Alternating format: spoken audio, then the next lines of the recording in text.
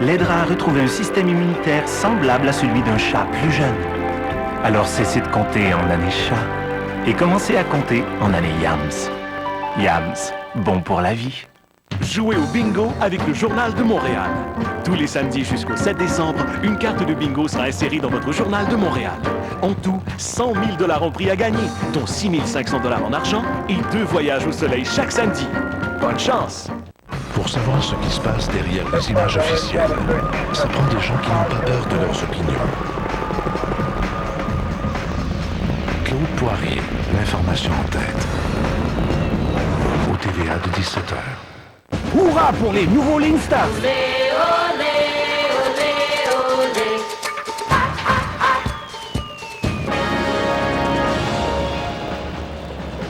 Bonsoir Claude. Bonsoir Pierre. Alors ce soir vous êtes à Sherbrooke, c'est que vous étiez dans la salle d'audience du Palais de justice lorsqu'on a présenté ce témoignage troublant aujourd'hui d'Isabelle Côté qui est décédée depuis. Oui Pierre, le témoignage date d'une année déjà parce qu'elle est décédée en juillet 2002. Et donc, c'est le témoignage qui avait conduit à l'arrestation de son père et de ses frères. C'était terriblement émouvant. On aurait entendu une mouche voler s'il y en avait eu par le froid qui court. Mais des gens étaient émus et même à un moment, on est obligé d'arrêter la diffusion parce qu'une des membres du jury s'est sentie mal. Notre collègue Marcel Gagnon vous fera le rapport complet sur cette journée tout à l'heure. Quant à moi, je vous présenterai le témoignage d'une personne qui a bien connu Isabelle Côté et je vous donnerai mon opinion sur le contenu émouvant de cette journée. À tout de suite, Claude. Moi aussi, j'ai un témoignage à vous présenter. En fait, une déposition, quelque chose que moi, je n'avais jamais vu en 25 ans de métier. Peut-être, à moins que vous soyez avocat ou policier, l'avez-vous vu. Mais pour l'ensemble de la population, c'est quelque chose d'assez unique, vous allez voir. C'est celui de Jocelyn Hott, accusé du meurtre de son ex-conjointe. En exclusivité, ce soir, on vous présente ce témoignage. André Jobin, en fait, Hott, il faut, si on situe ce témoignage, cette déposition, il vient d'être arrêté, c'est quelques heures après son arrestation, et là, on lui décline les accusations qui seront portées contre lui. Oui, parce qu'il faut se rappeler que la semaine dernière, lors de son témoignage, il disait se rappeler d'avoir tiré un seul coup de feu en direction de la voiture de Lucie Gélinas. Le reste, pour lui, c'était le trou noir. Il se rappelle ensuite qu'il avait soif, qu'il se dirigeait vers un dépanneur, avoir vu dans son rétroviseur une voiture de la Sûreté du Québec, mais la dure réalité l'a vite rattrapé lorsqu'il a été arrêté et conduit au quartier général de la Sûreté du Québec à l'édifice Partenay, ici à Montréal, alors qu'on lui apprend qu'il est accusé d'avoir tué Lucie Gélinas. Plus tard, on va lui apprendre en plus qu'il est accusé de 3 tentatives de meurtre sur les 3 hommes qui se trouvaient à l'intérieur de la voiture de Lucie Gélinas. Or, au cours du procès, pour démontrer aux jurés les problèmes psychologiques, on dit qu'il souffrait de dépression sévère à ce moment-là, on a voulu faire entendre une partie. On ne peut pas parler de déposition parce qu'en fait, ça se limite à non, mon Dieu, puis à décliner qu'il prend des antidépresseurs. Il cherche le nom de son avocat. C'est à peu près tout ce qu'on trouve sur la cassette. Mais on peut voir, par exemple, dans quel état il se trouve au moment où le policier Roberto Bergeron, spécialisé d'ailleurs dans ce genre d'interrogatoire après des meurtres, lui apprendre qu'il fait face maintenant à des accusations très graves. Vous le dites, ça a duré 1 heure, cette déposition-là. Et à un certain moment également, on le voit se recroqueviller sur lui-même. On a l'impression qu'il vient de prendre conscience du drame qui s'est joué. Oui, puis ensuite, c'est que le policier, lui, va à la recherche d'un avocat parce qu'il veut avoir un avocat. C'est lui qui va le faire. Pendant ce temps-là, il est seul. Il est seul dans cette petite salle d'interrogatoire du quartier général de Voulez-vous, on va écouter un extrait bien de sûr, ce témoignage, de cette déposition. Non, non, non, non, non, non, non, non, non, non, non, non, non, non, non, non, oh non, non, non, non, non.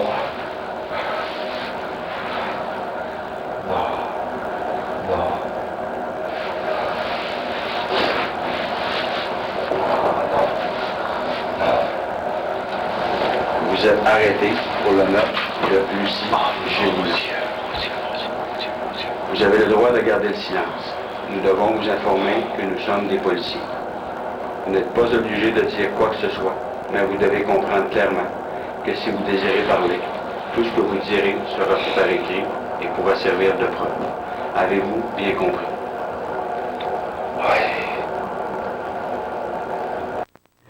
C'est un document qui a été déposé. Oui, et en cours, c'est intéressant faut le ce que le policier Bergeron dit, parce que c'est obligatoire. Hein. Les policiers ont une petite carte spéciale.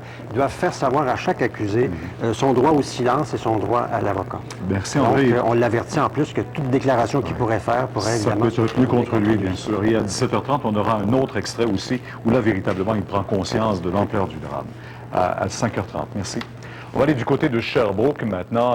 Témoignage émouvant. Claude, il faisait allusion il y a quelques instants d'Isabelle Côté au procès de son propre père, Rénal Côté, accusé de l'avoir agressé sexuellement pendant 17 ans. Marcel Gagnon, une pratique plutôt rare, les policiers avaient recueilli les propos d'Isabelle sur bande vidéo parce qu'on sait qu'elle était extrêmement malade, elle était hospitalisée et depuis elle est décédée de ce cancer.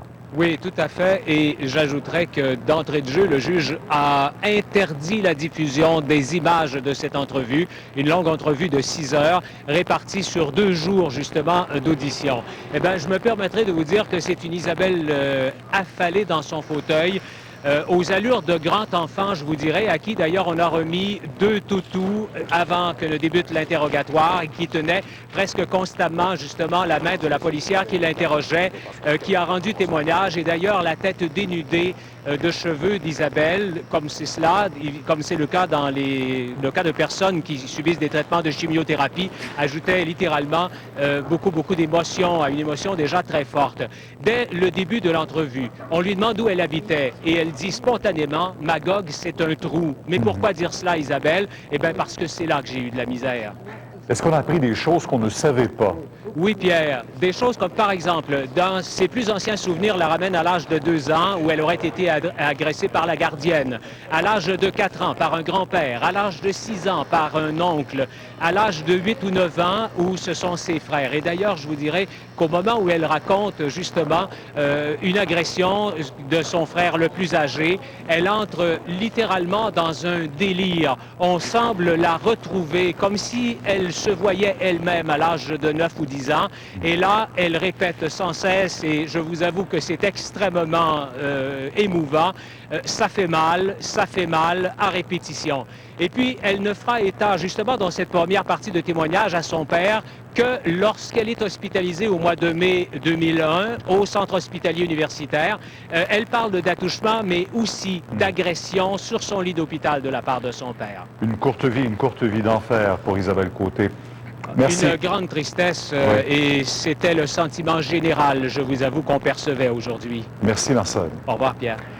Une bonne nouvelle maintenant. Charles Faribault, hier, vous nous parliez de tous les efforts qui étaient mis en place pour retrouver cette jeune Catherine Nicolas Gravel, 15 ans.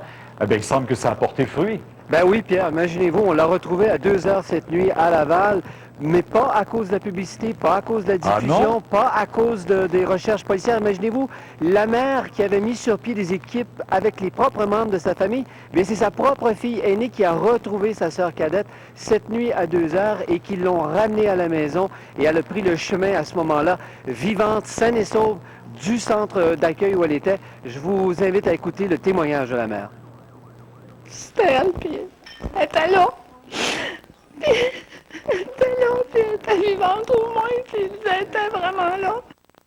Un reportage plus complet ce soir à 6 heures, Pierre. Les parents qui nourrissaient toutes les craintes avec raison aussi. Ben, Voilà. merci. Au revoir. Bonne nouvelle. L'hiver prend toute une avance et fait plusieurs morts aux États-Unis.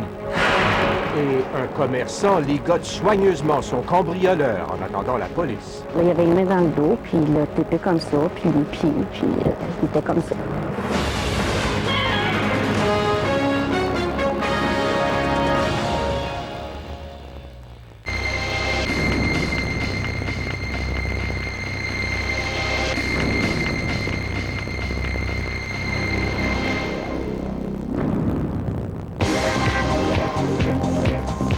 Plus de 400 films sur demande, bientôt chez vous.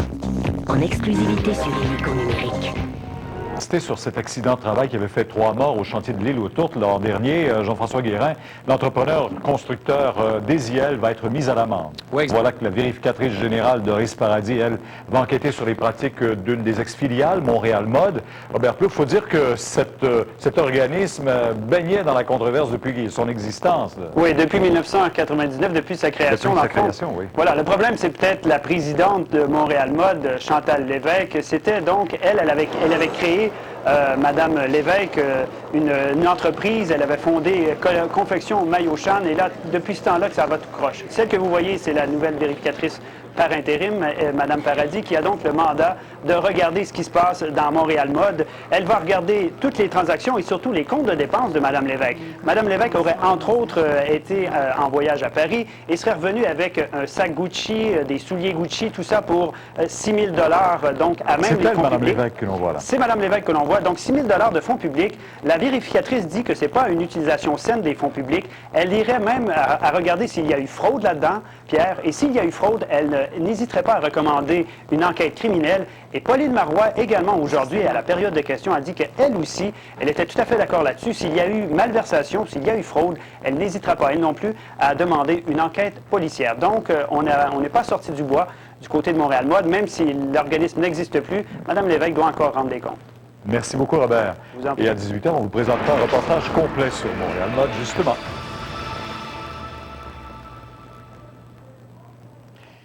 Monique, vous savez que je suis à Sherbrooke, ça se pose peut-être dans les centres d'achat avoisinants. Dites-moi, est-ce que, Monique, c'est avantageux ou pas, ce fameux programme de acheter maintenant et payer plus tard? Quelle est la vérité là-dessus?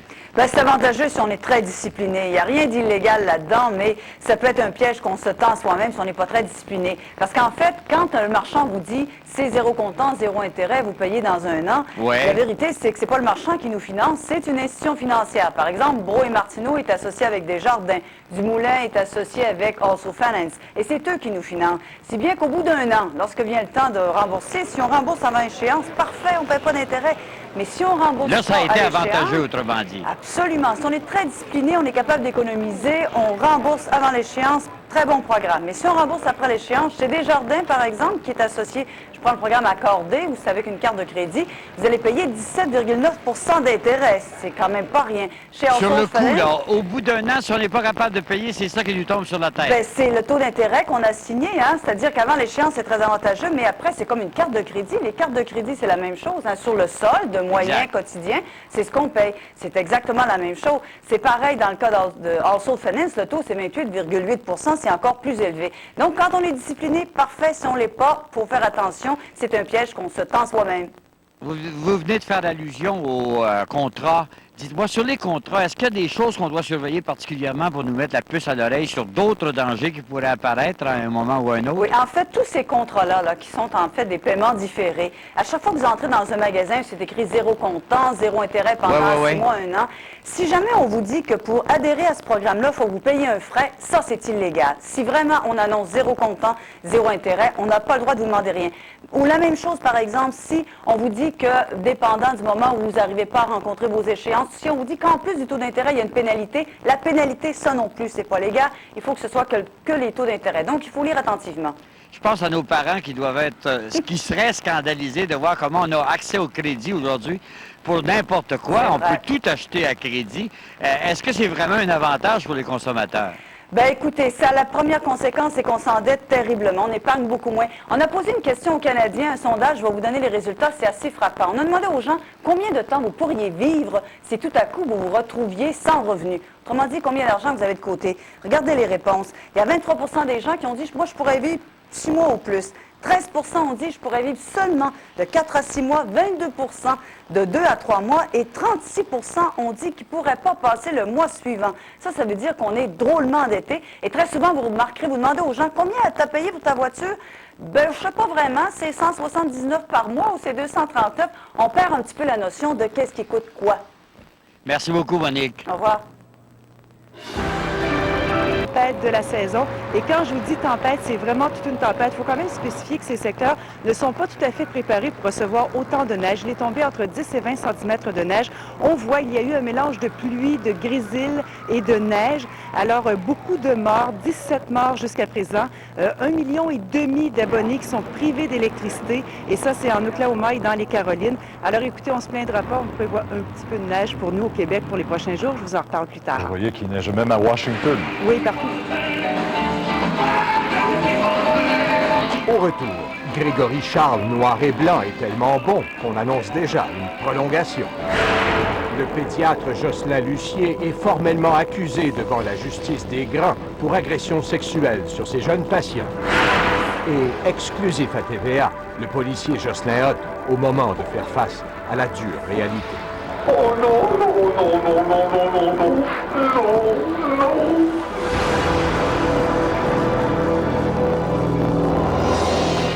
Un show, hein? Oui, exactement. Si on se fie aux commentaires du public et aussi des critiques, eh bien, Noir et Blanc confirme ses nombreux talents. Pierre, on en écoute tout de suite un extrait.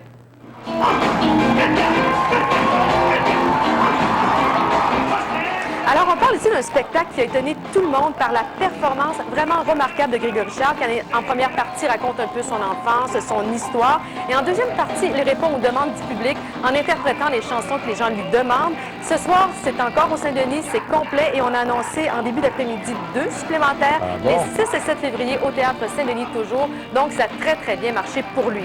Et chez nos cousins du Sud, on a dévoilé hier, Pierre, ce qu'on appelle les People Choice Awards. Le choix du public. Le choix du public, exactement. Et ça, c'est un sondage Gallup à travers les États-Unis. Et côté cinéma, on a décidé donc que pour l'acteur favori, il y avait 3 personnes qui étaient retenues. Ça commence avec Mel Gibson. Après ça, ça va avec un habitué, Tom Hanks, et Denzel Washington. Et là, je remarque quand même l'absence de Tom Cruise qui m'a un peu personnellement étonnée. Chez les femmes, on retrouve comme actrice favorite ici Sandra Bullock, qui n'a rien fait de transcendant cette année, qui a rarement fait quelque chose de transcendant, cela dit. Elle a la Côte d'Amour, c'est un petit peu la voisine d'à côté, donc elle est là. Et une que bien des gens, bien des gars aimeraient avoir comme voisine d'à côté, Halle Berry, qui se retrouve donc en nomination, exactement, Madame James Bond. Et il y a finalement, ça va surprendre personne. Sauf vous! Julia Roberts. OK, oui, c'est bon, ça. Choix du public. Oui, c'est Pascal, ça. le choix du public. Et côté cinéma, là, je me souviens plus de ce que j'ai dit. OK, Le Seigneur des Anneaux qui a été retenu.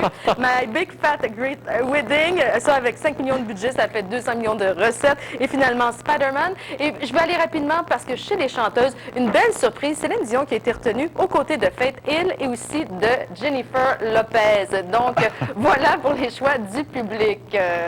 Merci à la personne qui va jouer heureusement ce que vous chanson. portiez une couleur foncée, ça paraît moins le rouge. Merci. Bye.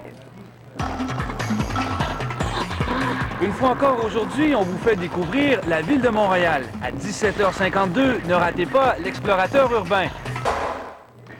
On va revenir, si vous voulez, sur cette déposition de Jocelyn Hott. Si vous étiez là en début d'émission, vous avez vu que quelques heures après son arrestation pour le meurtre de son ex-conjointe, il a été interrogé par les policiers. En fait, interrogé est un bien grand mot parce qu'il avait très peu de réponses à donner à André Jobin. C'est un document exclusif qui a été présenté la semaine dernière devant le tribunal. Oui, qui a été déposé devant les jurés vendredi dernier. En fait, ce que la défense voulait démontrer à la suite d'une partie du témoignage d'un psychiatre, Louis Morissette, qui est venu expliquer pendant son témoignage que Jocelyn Hott, au moment du drame, n'était pas dans son état normal et on voulait démontrer dans quel état il se retrouvait au moment où il a été arrêté par les policiers de la Sûreté du Québec. Tantôt, on vous a montré sa réaction au moment de son arrestation, au moment, en fait, de sa première partie de déposition, mais là, c'est plus sa réaction au moment où il semble, en tout cas, prendre conscience de la gravité du geste posé. Si vous voulez, on va écouter cet extrait.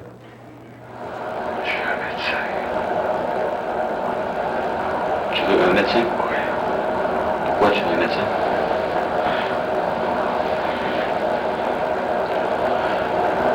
Pour qu'il me prenne des médicaments. Prends-tu? As-tu des médicaments de prescrit? J'en ai déjà eu. Quel médicament tu prends? Des antidépresseurs. Es-tu toujours à l'emploi de la GRC? Oui. À Montréal? Oui. Est-ce que tu travailles présentement? Non. Non. Pourquoi tu travailles pas? Je suis trop malade. T'es malade de quoi, là, ça?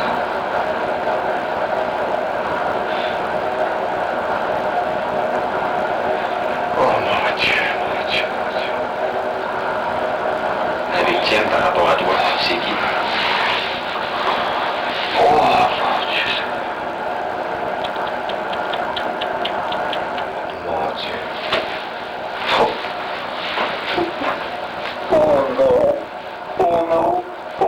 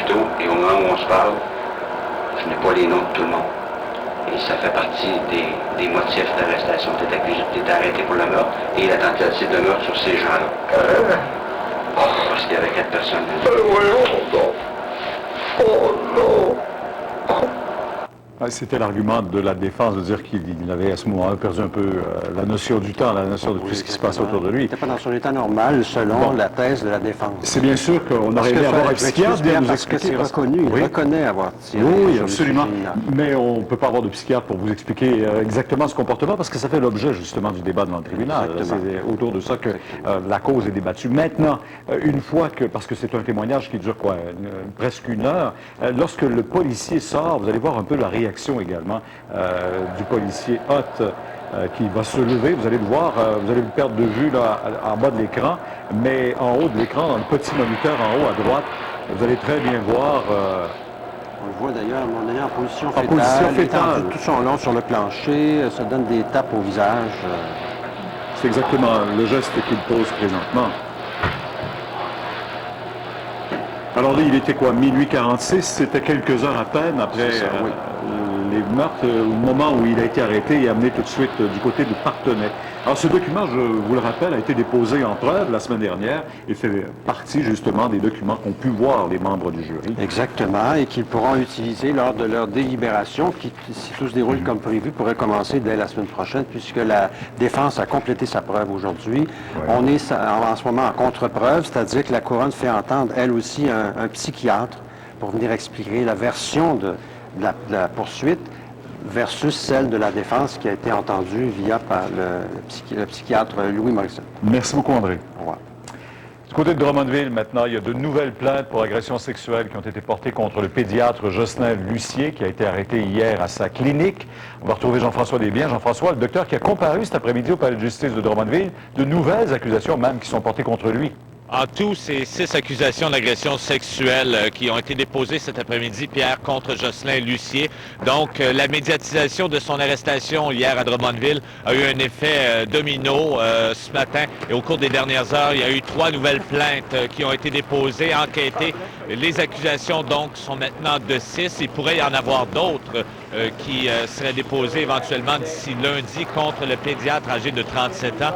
Celui-ci qui a comparu brièvement cet après-midi au palais de justice de Drummondville. Jamais ne s'est-il montré le visage aux curieux ou à la caméra, si ce n'est qu'à l'intérieur de la salle de cour, bien entendu, devant sa comparution devant le juge de paix. Donc, les victimes, tous des garçons, sont âgés de 12 à 17 ans. Les crimes qui lui sont reprochés, agression sexuelle, remonteraient jusqu'à juillet 2002. Ça serait déroulé jusqu'à lundi dernier. Donc, il aurait administré des sédatifs aux jeunes patients pour ensuite abuser d'eux sexuellement. 5 des agressions auraient eu lieu à l'hôpital Sainte-Croix où il était le médecin-chef de la pédiatrie. La 6e agression aurait eu lieu à sa clinique privée. Là. Et comment on réagit à l'hôpital? Je vous dirais, c'est de la consternation, du scepticisme et jusqu'à de l'incrédulité, parce que jamais on a vu venir ce coup-là. Vous savez que dans un hôpital, les salles d'observation, ce n'est pas verrouillé et à tout moment, une infirmière peut entrer. Donc, on a de la misère à s'expliquer comment ces agressions-là auraient pu survenir. Mais si des accusations sont portées, il faut croire, à tout le moins, les procureurs de la Couronne, que c'est sérieux et fondé. Merci. Au revoir.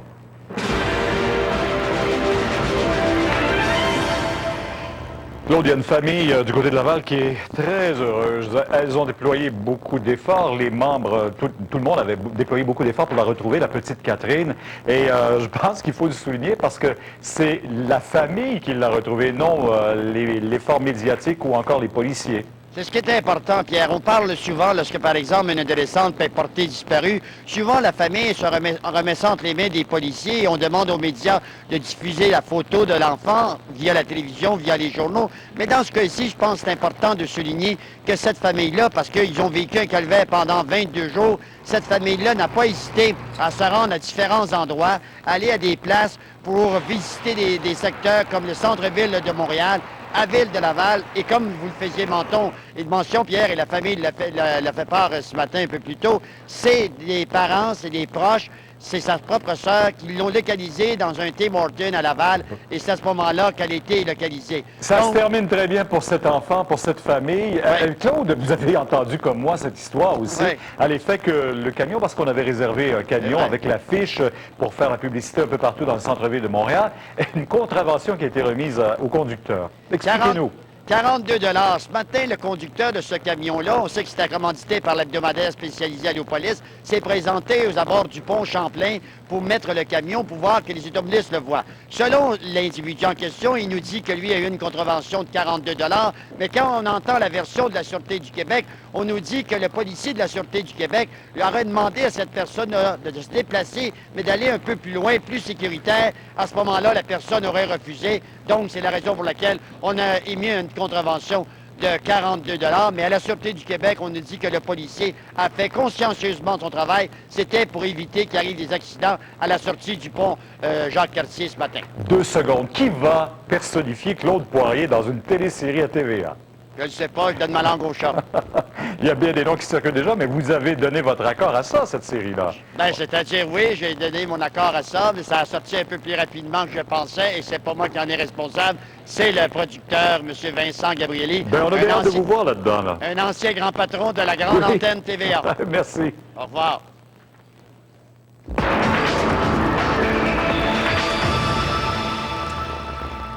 Claude, vous êtes toujours à Sherbrooke. Bien sûr, beaucoup de gens savaient dans l'entourage d'Isabelle Côté. Il y avait des soupçons qui pesaient, pas beaucoup de gens qui parlaient, mais vous avez rencontré quelqu'un aujourd'hui qui était assez près de la victime. Oui, dans le public très silencieux et très ému qu'il y avait ici au Palais de justice, dont on vient de fermer les portes tout juste là. Il y avait une personne qui d'ailleurs est venue témoigner la semaine dernière. Elle va nous rappeler d'ailleurs dans l'entretien l'essentiel de son témoignage. Cette personne-là était une voisine et une des toutes premières confidentes, car Isabelle a gardé son terrible secret, on le sait, pendant des années. Et quand elle a commencé à s'en ouvrir, évidemment, c'était une des premières femmes à l'entendre.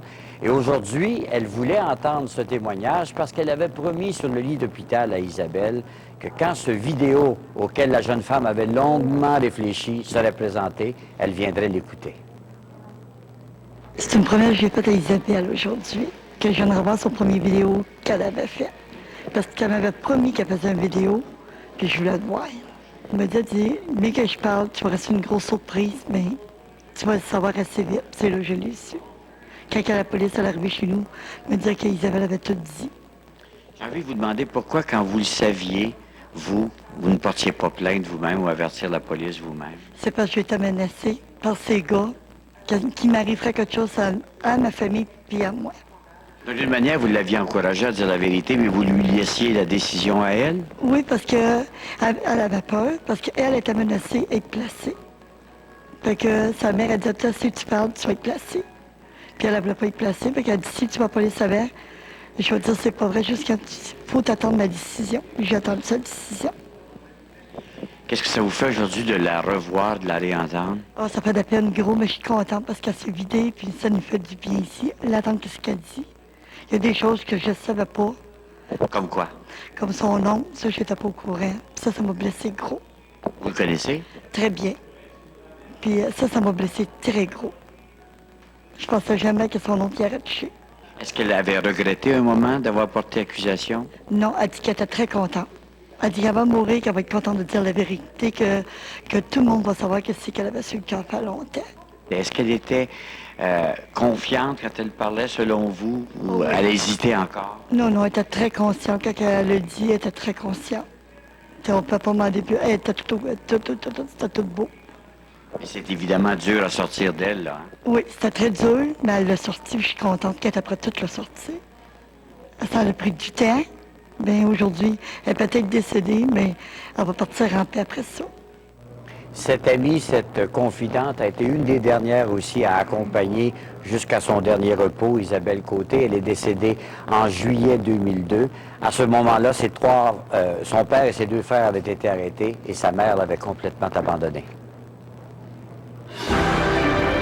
Hier sème encore une fois le doute aujourd'hui. La réputation des débardeurs est encore entachée. Immigration Canada accentue sa chasse aux immigrants illégaux. Cette année, il est fort possible qu'on ait au moins 1 100 personnes qui vont être arrêtées.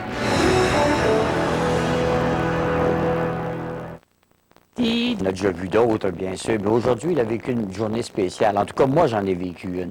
J'ai déjà vu de la misère sur la Terre due à la bêtise humaine, des guerres et des conflits. Mais aujourd'hui, avec le témoignage d'Isabelle Côté, on a touché du doigt la détresse due à la méchanceté humaine. Par la magie de la vidéo, on a eu un témoignage de au-delà. C'est comme si cette jeune femme avait pu, du paradis où elle est maintenant, où je souhaite qu'elle a déjà oublié sa vie humaine, venir pointer du doigt ceux qui ont gâché sa vie. Gâché n'est même pas le mot, ceux qui l'ont empêché d'en avoir une. Marcel Gagnon vous en aura sans doute dit un mot tout à l'heure. C'était saisissant que de voir cette jeune femme de 21 ans avec ses nounours, comme si elle avait 4 ans, l'âge où on a commencé à la violer, avec des transfusions sanguines dans les bras, dans son fauteuil roulant, chauve à cause de la chimiothérapie, venir puiser dans son cœur, mais aussi dans son corps, l'énergie qu'il lui fallait pour témoigner. Et son corps, par moments, se convulsait. Elle se projetait en bas de sa chaise en criant « j'ai mal, parce qu'elle se revoyait à 2 ans, à 4 ans, à 6 ans.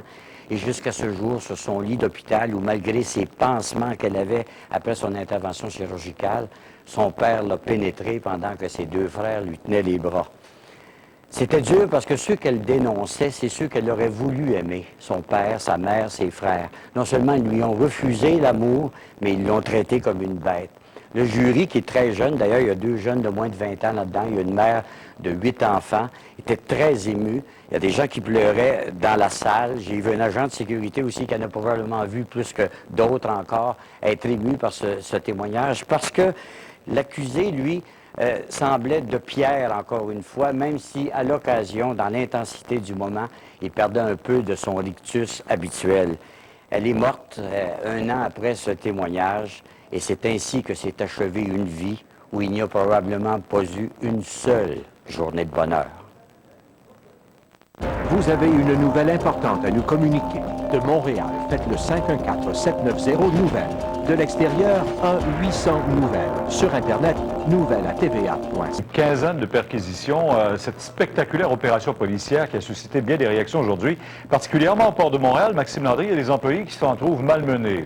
Encore une fois, pourrait-on dire, Pierre. Alors aujourd'hui, nous, on s'est rendu sur les quais du port de Montréal, voir comment on pouvait importer 2 milliards de drogue. Et vous voyez ces conteneurs, ce qui surprend, c'est qu'en parlant avec les gens, personne ne sait vraiment ce dont il s'agit à l'intérieur. S'agit-il de drogue ou de marchandises tout à fait légales? À peu près personne ne sait, ni les débardeurs, ni les opérateurs de grue, parce que tous ces gens-là se réfèrent à une personne, ceux qu'on appelle les vérificateurs. Ils sont installés dans la grue jaune là, que vous voyez, et eux peuvent avoir un certain point de vue et dire justement où vont les conteneurs. Et justement, l'homme que vous apercevez, Donald Matix, était vérificateur de conteneurs depuis 14 ans au port de Montréal, si bien que lui pouvait avoir peut-être une bonne idée de ce qui se trouvait à l'intérieur des conteneurs. Donc, je laisse tout de suite entendre le syndicat des débardeurs nous expliquer la situation.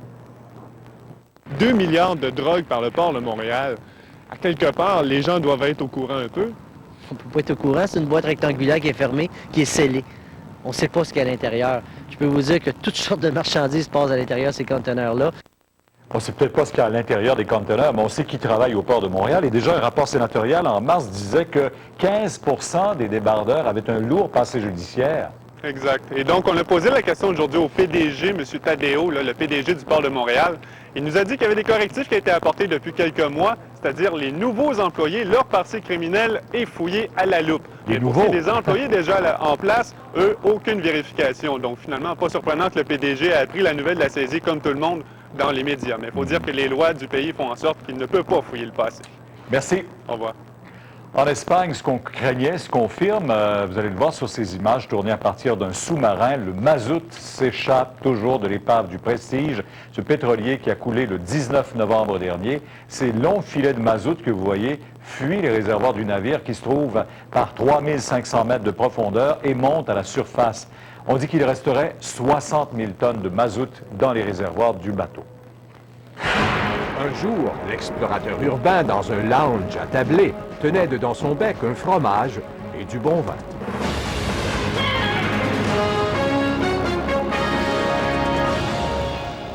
Après l'âge de 50 ans, L'explorateur urbain nous amène ce soir dans un lounge où vin et fromage sont à l'honneur. On le suit. Si comme moi, vous avez une souris qui sommeille en vous, je connais un endroit à Montréal où c'est pas mal moins risqué de manger du fromage.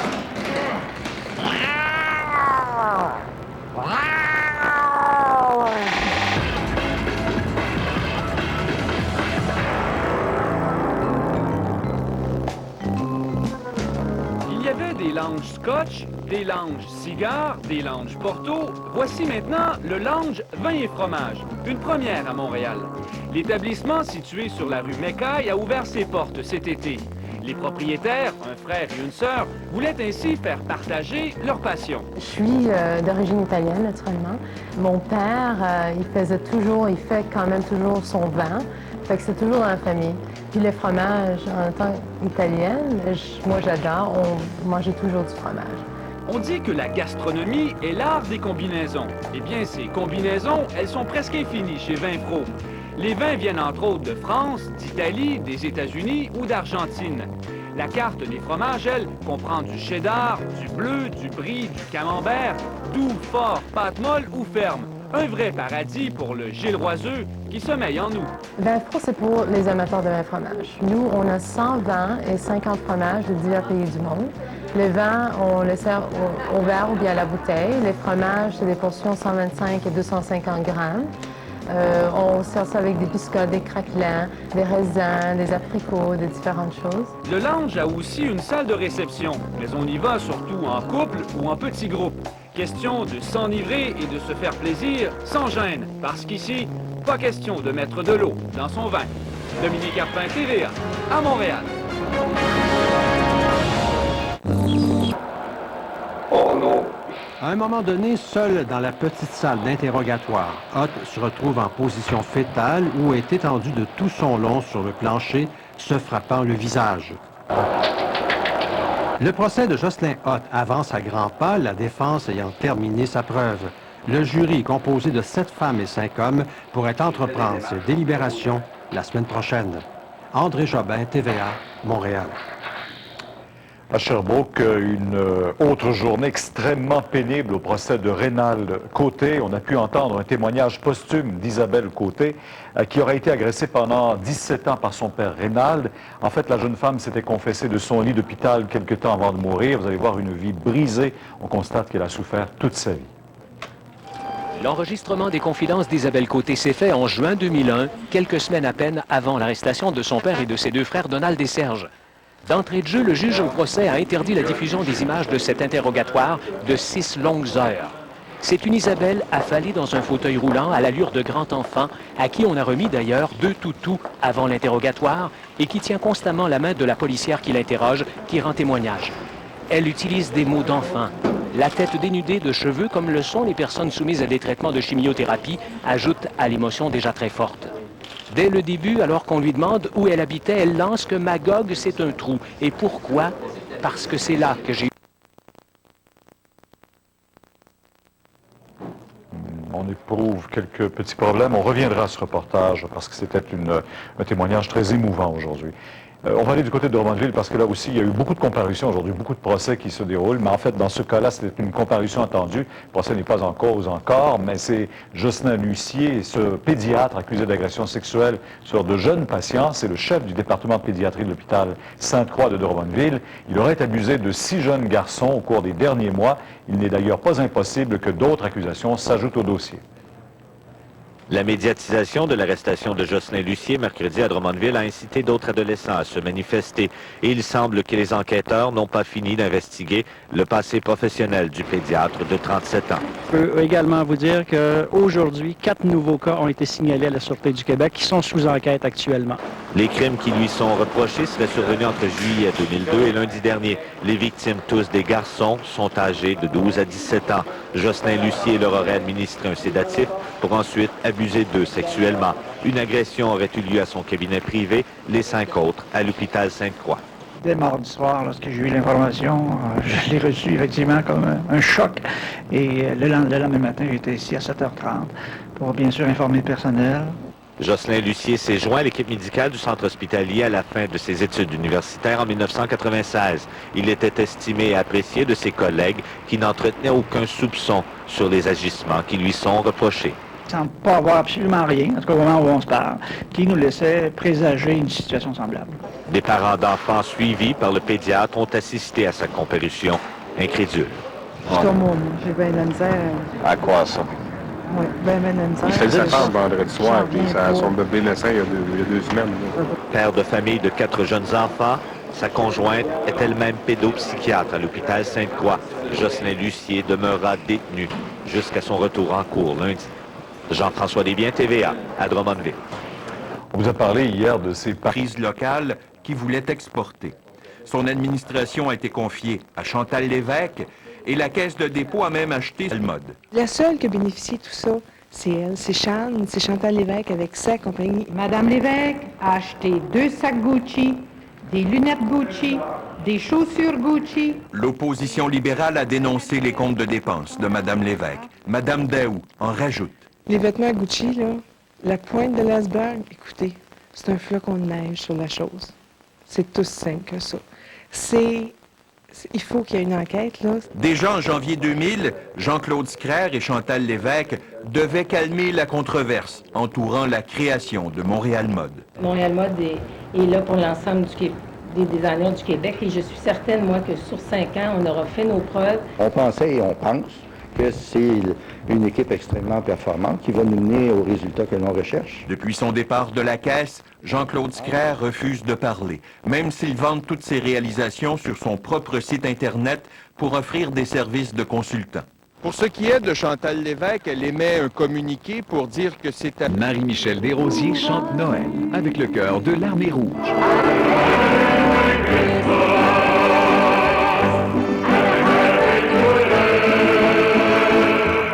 Célébration est de retour.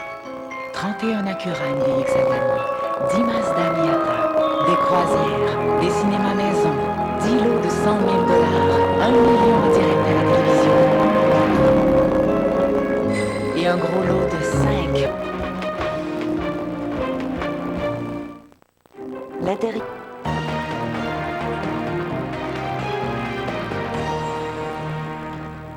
Bonsoir. À Sherbrooke, au procès de Rénal Côté, accusé d'agression sexuelle et d'inceste sur sa fille, les membres du jury ont commencé à écouter le témoignage vidéo bouleversant de la victime Isabelle qu'elle a enregistré sur son lit d'hôpital en juin 2001. Elle y décrit les agressions dont elle aurait été victime par une gardienne alors qu'elle n'avait que 6 mois, puis par son grand-père paternel, son père et ses 2 frères. La diffusion de l'enregistrement vidéo se poursuivra demain. Isabelle Côté est morte l'été dernier. Elle souffrait d'un cancer. À Drummondville, 6 chefs d'accusation d'agression sexuelle sur des mineurs ont été déposés cet après-midi contre le docteur Jocelyn Lucier.